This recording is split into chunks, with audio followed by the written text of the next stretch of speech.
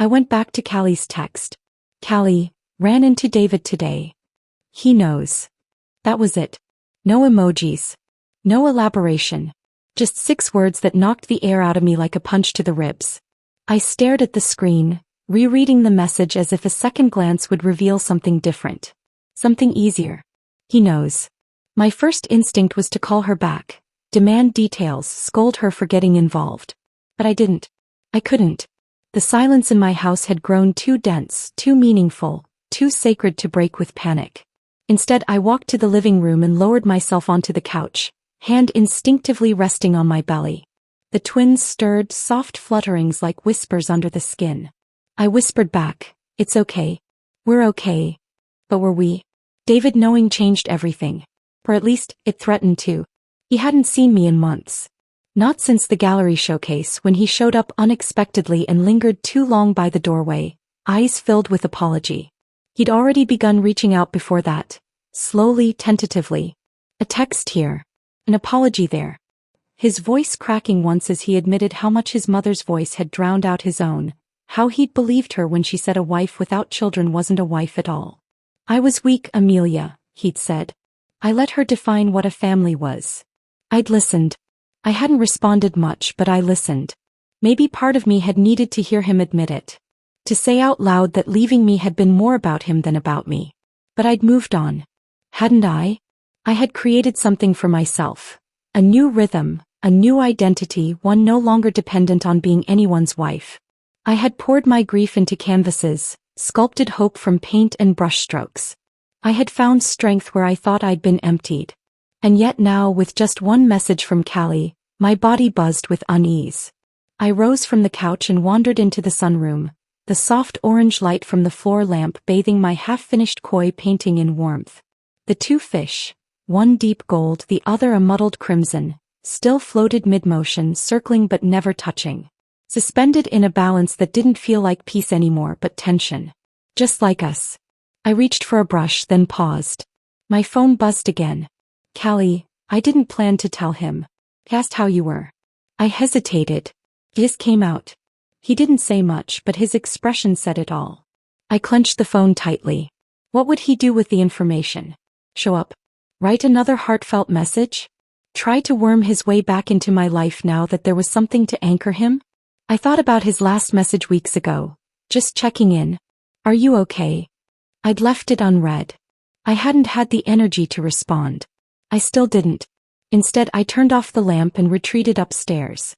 I needed distance. From the phone, from Callie's good intentions, from the memories already clawing their way back in. In bed, the weight of the duvet was nothing compared to the heaviness in my chest. My thoughts circled like the koi, anxious, tangled, incomplete. Did I want David back in my life? Did I want him near the twins? Could I ever trust him not to run again the moment reality became inconvenient? A knock on the door would have made more sense than this silence. At least then I could yell. Slam something. Demand answers. But no, this quiet, this unbearable not knowing was worse. I rolled onto my side, one hand cradling my stomach. "I've got you," I whispered, unsure if I was speaking to them or to myself. "I've got us." Somewhere outside, a car passed slowly. I didn't look. I didn't want to know. Instead, I drifted into a light, restless sleep, dreaming of koi that swam in circles forever, never touching, never knowing if they were meant to. Dr. Nia Sherwood's office had always smelled faintly of eucalyptus and warm paper, like fresh notebooks and something green and calming. I sat in the usual armchair, one leg tucked under me, palms resting on the swell of my belly. 7 months pregnant, and yet I still walked into this space like a glass house, unsure where the next crack would form. "I got a text," I said finally. Dr. Sherwood didn't flinch. She waited, pen poised above her yellow pad but not scribbling yet. "From a friend." She ran into David. Still no movement, no assumptions. That's what I liked about her. Silence wasn't a tactic, it was a space. She told him I was pregnant. Pause. My eyes flicked toward the window where sunlight filtered through slanted blinds. I didn't want him to find out like that. But I didn't want him to find out at all either. "Why not?" she asked gently, voice calm and low like water in a basin. I shrugged, but it felt hollow. "Because I don't want him to come back just because of the babies." "Do you think he would?" I hated how fast the answer came. Yes. Not because David was evil. Not because he hadn't said sorry. But because this pregnancy made me valid to people like his mother, and maybe still to him. It terrified me that motherhood might suddenly make me enough, in his eyes, when being just me hadn't. Dr. Sherwood tilted her head slightly. Has he said anything since? No. But he will. I can feel it. She gave a soft nod. And how do you feel about that? I let out a breath I hadn't realized I was holding. Like I'm standing on a ledge. I've worked so hard to build this life, this peace, and one wrong move could send it crashing. She was quiet again, letting the words hang in the air like fog. Then she said something that startled me. Have you forgiven him? I blinked. What? Forgiveness doesn't mean welcoming someone back. It means you're no longer holding on to their decisions as definitions of your worth. I looked down at my stomach. The babies kicked softly beneath my hand, a rhythm I was learning like a heartbeat. I don't know if I've forgiven him, I said finally. Some days I want to scream at him. Other days I just want him to vanish. And sometimes... I stopped. She waited. Sometimes I dream about him, I whispered. We're back in our old house. He's making coffee. I come down the stairs and it's like nothing ever broke. I pressed a hand to my temple, embarrassed by the heat blooming in my cheeks. It's not real. I know that. But it's still there, she said. And that's okay. I shifted uncomfortably. Do you think I'm setting myself up for heartbreak if I let him in? Even just to talk? Dr. Sherwood leaned back, folding her hands gently on her lap. That depends. What are you hoping for if he does come back? I don't know, I whispered. That he understands. That he sees me. That this time he chooses me not because of what I can give, but because of who I am. The truth of it hurt more than I expected. Because I wasn't sure that man existed anymore. If he ever had. And if he doesn't, she asked. Then I let him go. For good. We sat in that for a while, my body heavy with babies and boundaries I still hadn't figured out how to draw. I'm scared, I admitted. Of what? Of being alone again. Of wanting him even if I know I shouldn't. Of confusing forgiveness with permission. You're allowed to want closure, she said. You're allowed to feel everything at once. Love, fear, anger, grief. That's what being human looks like. The hour passed too quickly. When I rose to leave, she handed me a folded card. What's this? A note. Something I wrote down when I was pregnant with my own daughter, she said with a faint smile. It helped me. Maybe it'll help you. I nodded and slid it into my bag, too raw to read it just yet. Outside, the sun had begun its slow descent, streaking the sky in rose and gold. I rested a hand on my belly and walked to my car, the card still unopened in my purse. I didn't know what I'd do if David reached out again. But for the first time in a long while, I knew I didn't have to decide tonight. I didn't sleep much the night after therapy. The twins were restless, turning and stretching like dancers beneath my skin, and my mind kept replaying that final moment, Dr. Sherwood pressing the folded card into my palm. You're not hard to love. You're just learning to love yourself first. I sat on the sofa in the early light, one hand on my belly, the other cradling a lukewarm mug of tea. It was quiet, and for once the silence didn't feel like a verdict. Today was the small exhibit. Just a modest showing, my new series titled Becoming. The gallery downtown was hosting a women's collective, and Callie had pushed me to submit 3 pieces. I hadn't wanted to. Not at first. But something shifted after that therapy session. Not everything, but enough. By the time I arrived, the gallery was humming with low conversation and the occasional polite laugh. I set my bag behind the welcome table, feeling my belly press against the curve of the easel legs as I adjusted one of the spotlights. Each piece I'd submitted was an echo of something I hadn't said aloud. One was called Split. Another Mold. The last one, Womb of Ash, was the hardest to paint and the hardest to let go of. People passed in and out, but I barely noticed their faces. Until one stopped me in my tracks. David. He was standing toward the back, dressed in dark jeans and a pressed button-down, hair a little longer than before, jaw tighter. He wasn't browsing. He was watching me. I froze, a spike of something sharp lancing through my chest. Then I noticed the tension in his posture, the way his eyes dropped, slowly, deliberately, to my stomach. So he knew. The way he looked at me, no, at the life inside me, confirmed it. I felt heat rise in my throat, a mixture of shock, anger, and something terrifyingly close to panic. I'd rehearsed 100 versions of this moment in my head, each one ending with me saying something strong, something cutting, something that would put him in his place. But all I managed was, "You came." He walked closer, slow, cautious. "Yes," he said softly. "I came because I needed to see you. I knew you'd be here." "How?" "Callie." She didn't mean to tell me. But she mentioned the gallery. And when I asked how you were, she said you were glowing. That's when I knew. I swallowed, grounding myself by placing a hand under the swell of my stomach. "You didn't think of texting again? Calling? Something less invasive?" I thought of all of it. But none of it felt like enough. He hesitated. "And I didn't come to intrude. I came to own it, to face you after what I did." I turned slightly so I wasn't looking directly at him. I needed space, air, something to break the rising tide of emotion in my chest. "You left me when I was at my lowest," I said.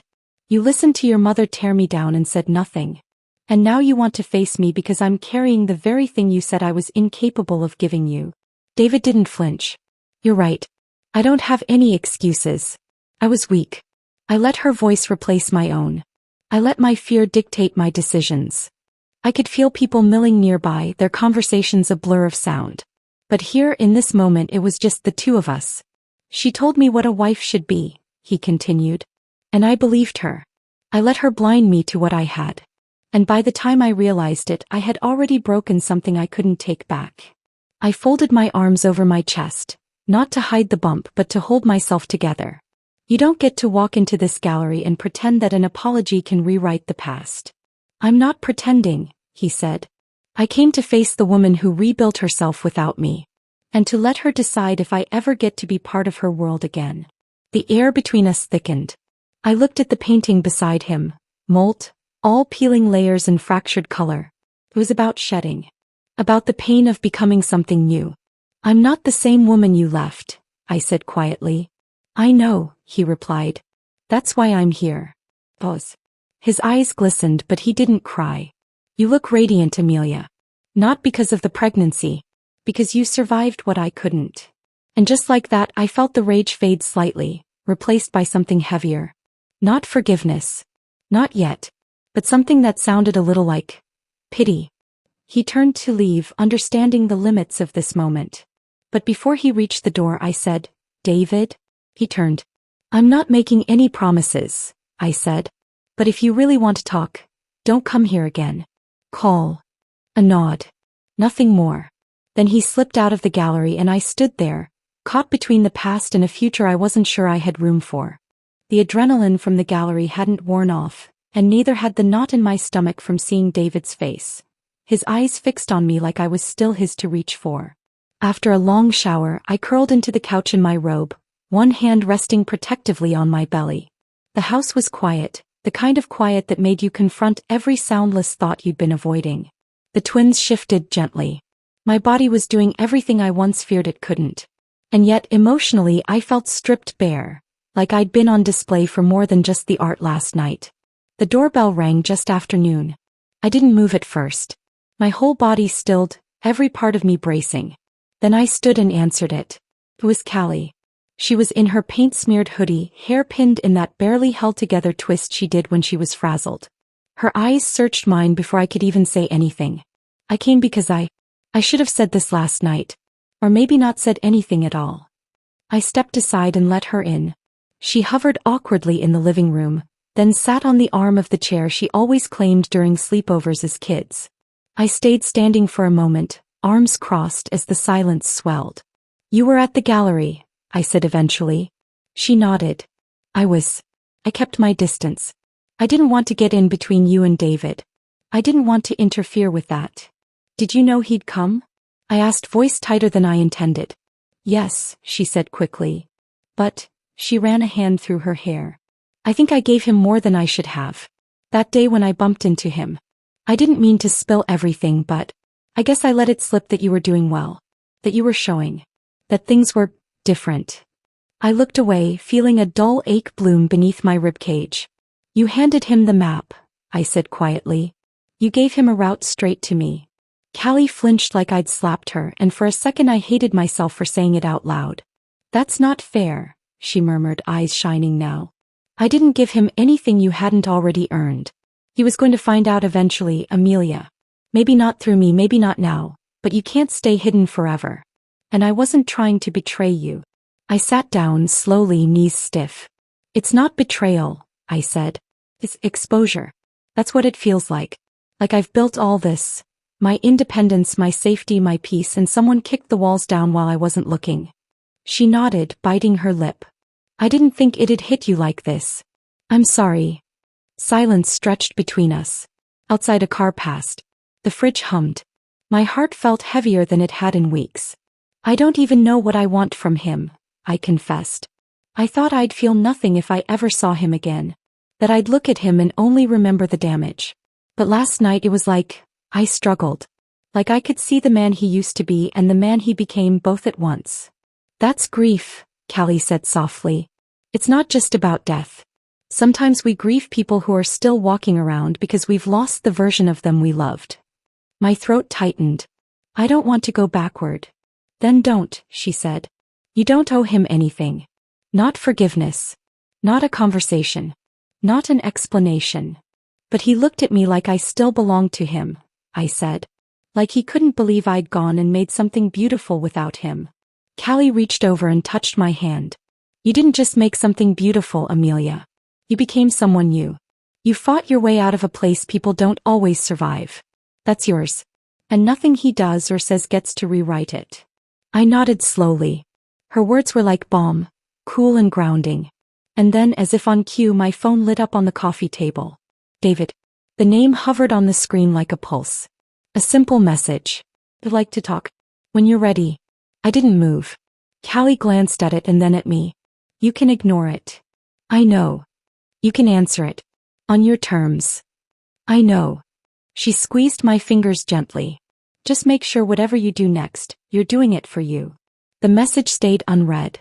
My heart didn't race, but it didn't settle either. I was standing at a new crossroads. One I hadn't asked for, but maybe, just maybe, one I needed to face. I didn't reply to David's message that night. Instead, I turned off my phone and placed it face down on the counter like it was something that could combust in my hands. I made tea, poured a small cup, and sat by the window watching the wind roll through the garden, stirring the lavender Callie had helped me plant months ago. I thought about how long it had taken me to get here, not just the house or the art or the babies, but to this version of myself. The version who wasn't waking up every morning wondering what was wrong with her. Who wasn't begging for a sign that she was enough.